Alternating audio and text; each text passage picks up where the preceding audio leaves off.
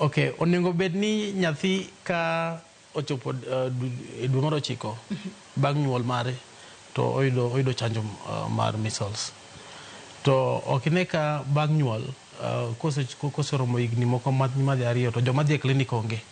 Koro waneno ka idadi mar mine ema dok e klinik bang' mano tin sana.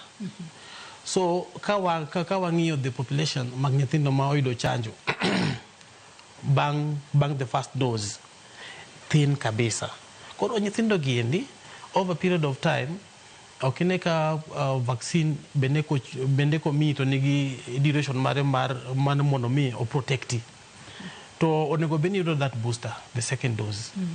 To nikech koro wantiere gi that gap emomiyo watimo campaign mondo mi nyithindo mane ok oyudo kata mana the second dose kata moko mane ok oyudo the first dose wamop gi up mondo mi wa develop gimoro miluongo ni herd immunity. En immunity ma ka wachanjo joma atamalo 75 to wan gadier ni population marwa wanyalo bedo ka wageng'o tuogo e yo moro maber. Koro nitiere measles bende nitiere rubella. Pogruok ni kanya. Magi duto te gin viral diseases. To gin pogruok margi gipogore, gin tuoche ma opogore ma ka oyudi gi measles. Nikech maendi ikelo gi measles virus moro ikelo gi rubella virus.